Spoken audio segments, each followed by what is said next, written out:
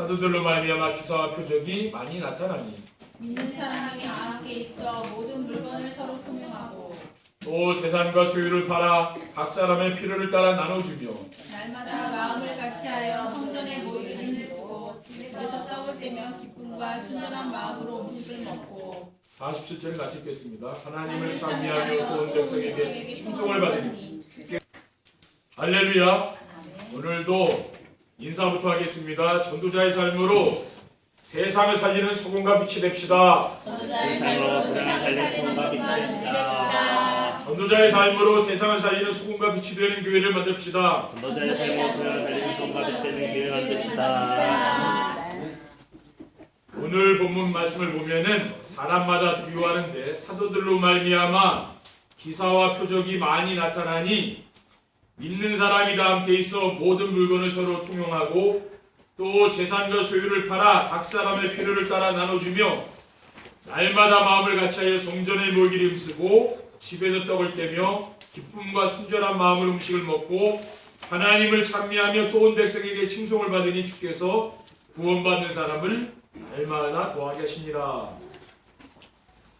이 말씀을 자세히 보면은 초대교회 성도들이 열심히 전도를 하였더니 구원받는 사람들이 많아졌다고 하지 않고 하나님을 찬미하고 또 온 백성에게 칭송을 받으니 주께서 구원받는 사람을 날마다 도와게 하시니라고 하였습니다. 그래서 저는 어떻게 하면은 이처럼 주님께서 구원받는 사람들을 날마다 도와여 주는 교회가 될 수 있을까를 기도하며 찾아낸 것이 바로 전도자의 삶입니다.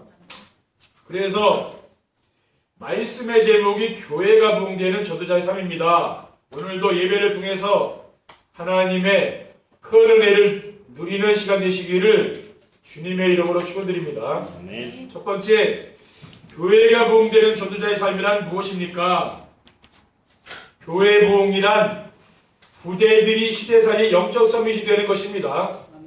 일반적으로 성도들이 생각하는 교회 부흥이란 성도들이 많이 모이고 예배당을 짓는 것이라고 생각합니다. 교회가 부흥되면은 구원받은 성도들이 많아지고 교회당도 크게 짓기도 하지요. 그러나 참된 교회 부흥이 무엇인가 하면은 성도들이 자신의 삶의 현장에서 복음을 누리며 복음으로 주변 사람들에게 영향을 주는 영적 서밋이 되는 것입니다. 그래서 전도자의 삶이란 성도들이 가정에서 자녀들과 함께 정시예배를 드리는 것입니다. 시간을 정해서 강단의 메시지를 매일매일 가족들과 함께 듣는 것입니다. 그리고 전도자의 삶이 무엇이냐면은 성도들이 가정에서 자녀들과 말씀 포럼을 하는 것입니다.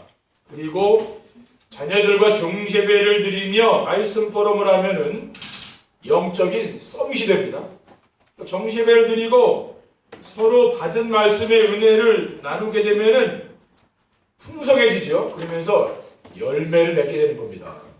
우리가 한 해를 보내면서 이제 추수의 계절이 가을에는 뭡니까? 열매 맺잖아요. 그와 같이 우리의 신앙도 마찬가지죠. 하나님의 은혜를 우리가 나누다 보면은 어느 날 열매 맺는 날이 올 줄 믿습니다. 왜냐하면은 우리가 예배하는 그 시간 그 현장에 성령께서 역사하시는 거죠. 우리가 영상으로 강단 말씀을 듣지만은 그 시간에도 성령이 역사하잖아요. 그리고 하나님 나라가 임하게 되고 하나님의 말씀이 우리 자녀들 마음에 각인되고 뿌리를 내리게 되면은 세상 문화에 동화되거나 끌려가지 않고 이길 수 있는 힘이 생기는 것입니다. 우리 랩런트들이 오후 예배에 이렇게 예배 드리잖아요. 그러면은 이 아이들도 성령의 감동이 일어나는 거죠. 그렇죠? 근데 그 작은 일이 아니라는 말이에요. 교회 부흥이란 후대들이 빛의 경제를 회복하는 기능 서밋이 되는 것입니다. 기능 서밋은 영적 서밋이 되면 따라오는 축복입니다. 왜냐하면은 강단의 말씀을 따라가는 전도자의 삶이란 세계를 움직일 수 있는 레버리지로 노바디의 축복을 드리는 것입니다. 세상을 움직일 수 있는 그리스도의 지렛대로 아무도 할 수 없는 인생의 작품을 넘기는 겁니다. 그리고 노바디의 축복이 무엇인가 하면은 하나님이 주신 베슬로 사람들이 찾아오는 플랫폼입니다. 이 베슬이라는 건 뭡니까? 모든 사람을 배려하고 용서하고 수용할 수 있는 그러한 그릇을 만드는 거죠. 베슬이라는 거예요. 그냥 하나님의 나라를 누리게 되면은 그런 그릇이 만들어지는 거죠. 우리 힘으로 되는 건 아니잖아요. 그러면은 주변 사람들이 찾아올 수밖에 없는 플랫폼 역할을 하게 되는 것입니다. 그리고 사람들이 모이는 곳에는 경제가 따라오도록 되어 있는 것이지요. 그래서 플랫폼이 만들어지면은 경제가 회복되는 것입니다. 그런데 지금 세상은 흑암 세력들이 플랫폼으로 세계 경제를 완전히 장악했습니다. 세계 10대 기업 중 7개가 플랫폼 기업입니다. 그리고 경제를 가지고 인재들을 모두 끌어가고 있습니다. 이러한 세상을 살리도록 하나님께서 영적 서밋이 된 우리 후대들에게 빛의 경제를 회복하는 기능 서밋이 되도록 해 주시겠다는 것입니다. 그리고 교회 부흥이란 무엇입니까? 후대들이 세상 문화를 복음 문화로 회복하는 문화 서밋이 되는 것입니다.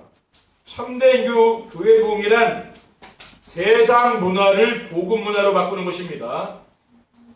우리 한국 교회가 세계 교회에서 남을 만큼 놀라운 부흥의 역사가 있지 않았습니까? 그런데 지금은 한국 교회가 침체되고 문을 닫는 것은 왜 그렇습니까? 문화를 못 바꾼 거죠. 그리고 세상 문화에 교회가 동화되고 그 세상으로 끌려가기 때문에 그렇게 된 겁니다. 그리고 세상 문화를 바꾸려면 어떻게 하면 됩니까? 세상 문화에 동화되거나 끌려가면 안 되는 거죠. 천주교가 들어가는 나라마다 어떻게 하면 천주교는 어떻게 됩니까? 우리나라에 와가지고는 유교 그 제사 문화가 유교에서 나온 거 아니에요. 근데 유교의 그 제사 문화를 받아들인 거죠. 그래가지고 제사 제도를 지금 허용하고 있는 거예요. 그래서 많은 사람들이 지금 제사 드리는 사람들 또 천주교로 많이 또 끌려가잖아요. 그렇죠. 우리나라에 복음이 들어왔던 초기에는 교회가 게으르고 가난한 사람들에게 계명운동을 했습니다. 교회 다니는 성도들에게 교회 목사님이 뭐라고 했습니까? 술 마시지 말라고 했잖아요. 그리고 도박하지 말라. 또 거짓말하지 말라. 또 부지런해야 산다. 이런 이야기를 많이 한 거죠. 이거는 계몽을 한 거 아닙니까? 그 시대가 너무 우리 사회가 어렵기 때문에. 그래서 교회를 다니는 성도들과 불신자의 삶이 달랐고 그러한 기독교인들에 대한 인식이 좋았습니다. 그러나 지금은 어떻게 되었습니까? 교회를 다니는 성도들과 불신자들의 삶이 구분하기 힘들고 교회 안에 세속 문화가 너무 많이 들어와 있는 것입니다. 왜 이렇게 되었습니까? 그것은 성도들에게 오직 복음의 뿌리를 못 내려준 거죠. 성도들이 교회를 나오긴 했지만은 복음의 뿌리가 이제 이게 안 내린 거죠, 말을. 그러니까 뭐 세상을 동화된 거죠.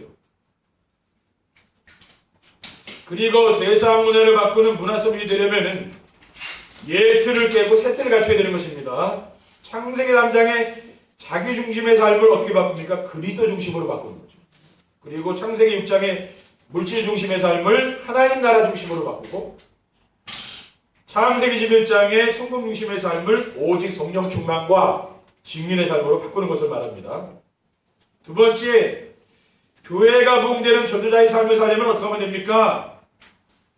교회에 문제와 위기가 왔을 때 피하지 않고 절대 언약을 붙잡고 들어가야 됩니다.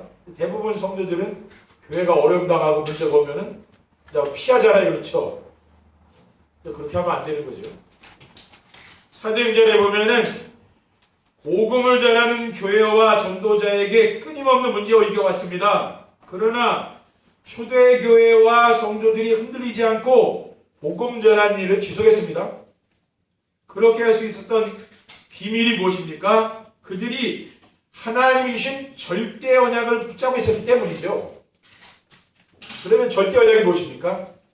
절대 언약은 하나님이 우리와 함께 하시기 위해서 오신 그리스도입니다. 이사야 7장 14절에 그러므로 주께서 친히 징조를 너에게 주실 것이라 보라 처녀가 잉태하여 아들을 낳을 것이요 그의 이름을 임마누엘이다 라고 했잖아요. 그리고 그리스도는 무엇입니까? 하늘과 땅의 모든 권세를 가지고 지금도 우리와 항상 함께하는 분이죠. 마태복음 18장 18절 2절에는 하늘과 땅의 모든 권세를 내게 주셨으니 그러므로 너희는 가서 모든 민족을 제자로 삼아 아버지와 아들과 성령의 이름으로 세례를 베풀고 내가 너에게 분부한 모든 것을 가르쳐 지키게 하라. 볼지어다 내가 세상 끝날까지 너희와 항상 함께 있으라고 했잖아요. 그러니까 이런 말씀을 뭡니까? 우리가 언약으로 굳게 붙잡고 늘 묵상해야 되는 거죠. 이런 말씀. 그리고 교회는 그리스도의 몸이요 세상을 심판하러 다시 오실 그리스도의 신부입니다. 에베소 1장 23절에 보면 교회는 그의 몸이니 만물 안에서 만물을 충만케 하시는 이의 충만함이라고 했어요. 계시록 21장 2절에 보면은 또 내가 보매 거룩한 성 새 예루살렘이 하나님께로부터 하늘에서 내려오니 그 준비한 것이 신부가 남편을 위하여 단장한 것 같더라 하고 했습니다. 그러니까 교회는 그리스도의 몸이잖아요. 그리고 교회는 뭡니까? 그리스도의 신부라고 말이죠. 이것을 우리가 절대 언약으로 붙잡아야 될 줄 믿습니다. 그리고 성도들이 후대들 앞에서 자신의 생을 드리는 마음으로 헌금을 해야 되는 것입니다. 우리 후대들이 영적 서밋, 기름 서밋, 문화 서밋이 되게 하려면은 어려서부터 하나님께 헌금할 수 있도록 가르쳐야 되는 것이죠. 왜냐하면은 헌금은 자기 인생의 주인이 하나님이심을 인정하며 드리는 것으로 우리의 영적 상태를 보여주는 시험계 같은 것이죠. 온도계 말하는 거죠. 마가복음 12장 44절에 보면은 그들은 다 그 풍족한 중에서 넣었거니와 이 과부는 그 가난한 중에서 자기의 모든 소유 곧 생활비 전부를 넣었느니라. 예수님께서 그 과부의 헌금을 칭찬했잖아요. 생활비 전부를 넣었다. 그래서 우리가 교회를 다니지만 우리가 헌금을 잘 못하는 분들은 왜 그렇습니까? 이 구원의 축복을 잘 못 누리니까 이렇게 되는 거예요. 그렇죠? 우리가 날마다 삶 속에서 구원의 축복을 누리게 되면 뭡니까? 이 헌금하는 게 어려운 게 아니거든요. 그리고 교회의 중직자가 11조와 감사헌금, 성교헌금, 건축헌금, 절기헌금을 드리는 것은 그건 당연한 거죠. 그렇죠? 당연히 우리 중직자들이 드리는 겁니다. 헌금은 자신이 쓰고 남은 돈을 드리는 기부금이 아닙니다. 또 복 받으려고 절에다 내는 시주나 무당에게 주는 복채도 아닙니다. 그리고 헌금이 구원의 조건도 아니라는 거죠. 그럼 헌금은 뭐냐? 우리의 생명을 주관하신 하나님이 내 인생의 주인이심을 인정하고 내 생명을 드린다는 마음으로 드리는 것이 바로 헌금입니다. 그리고 자녀들에게 헌금을 가르치는 것은 천국의 소망을 두고 살도록 하기 위함입니다. 마태복음 6장 20절에 21절에 보면은 오직 너희를 위하여 보물을 하늘에 쌓아두라. 거기는 좀이나 동록이 하지 못하며 도둑이 구멍을 뚫지도 못하고 도둑질도 못하느니라. 내 보물 있는 그곳에는 내 마음도 있느니라 라고 했죠. 여러분이 뭡니까? 뭔가 내가 어디에 돈을 투자했으면 그 마음이라고 하잖아요. 그와 같은 거니까 우리가 천국에 우리 자녀들이 뭡니까? 소망을 두고 살고 우리 또 천국에 투자하도록 그렇죠. 그러니까 헌금은 지출이 아닙니다. 그렇죠. 여러분 헌금을 가계부에 지출란에 쓰면 안 되는 겁니다. 이거는 왜? 그건 수입란에다 적어놔야 되고 투자하는 거 지금 천국에다가 이게 쌓아놓는 거잖아요. 그렇죠. 그건 뭐예요? 그 말하자면 이게 투자하는 거라 헌금이라는 거예요. 그렇기 때문에 우리 성도님들이 이 헌금관을 잘 생각하는 시간 되시기 바랍니다. 그리고 교회 안에 있는 렘넌트를 시대살이 영적 서밋으로 키워야 됩니다. 영적 서밋이란 복음의 비밀을 알고 누리며 복음으로 답을 주는 사람입니다. 복음은 인생의 모든 문제의 완전한 해답입니다. 왜냐하면은 인생의 모든 문제는 하나님을 떠나면서 시작되었기 때문에 하나님만 만나면 인생의 모든 문제가 끝나는 거죠. 그런데 복음은 무엇이냐? 바로 하나님을 만나고 하나님과 함께 살 수 있도록 하나님 주신 언약, 이것이 바로 복음이죠. 예수 그리스도, 이분이 바로 복음 아닙니까? 그리고 영적인 서밋은 혼자 있어도 외롭지 않고 사람들과 갈등하지 않는 것입니다. 그리고 영적 서밋은 어떤 상황에도 흔들리거나 낙심하지 않는 거예요. 여러분이 영적 서밋이 되면요, 어떤 일을 만나도 흔들리지 않는 사람들, 우리 랩런트들을 시대 살릴 영적 서밋으로 길러야 되는 것입니다. 왜냐하면은 우리의 생사하고 주관하신 하나님이 나와 함께 하시며 하나님께서 절대 주권을 가지고 만물을 다스리시고 계심을 믿기 때문입니다. 세 번째 결론입니다.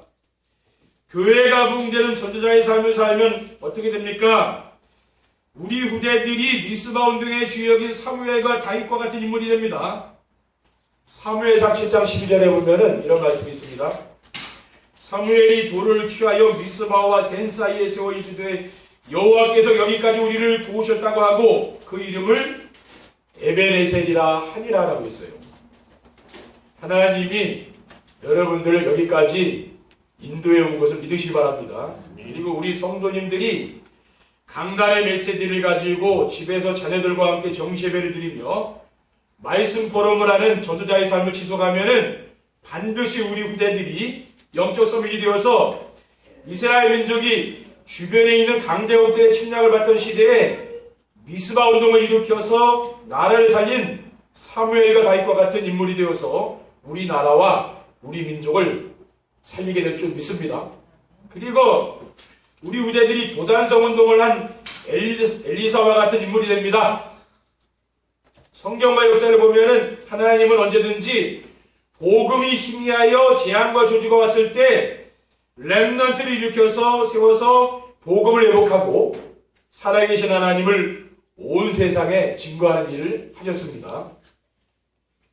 그 하나님께서 지금 우리가 살고 있는 이 시대에 우리에게 전도자의 삶을 살게 되면은 어떻게 한다고 했습니까? 우리 후대들을 복음 회복할 렘넌트로 이제 세우신다는 거죠.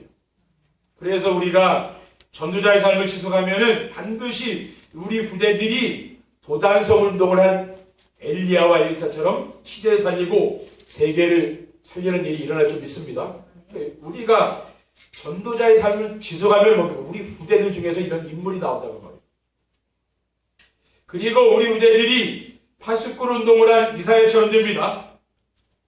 우리 하나님은 말씀으로 우리와 함께 하시며 인도해 주시는 분이십니다. 그러므로 우리가 강단에서 선포되는 말씀을 하나님 말씀으로 믿고 순종하며 살면은 틀림없이 우리 후대들이 영적 서밋이 되어서 파수꾼 운동을 한 이사야 선지자처럼 죽어가는 세상과 무너져가는 교회를 살리고 기능 서밋이 되어서 흑암 경제를 빛의 경제로 회복하고 문화 서밋이 되어서 흑암 문화를 복음 문화로 바꾸는 주역이 될 줄 믿습니다.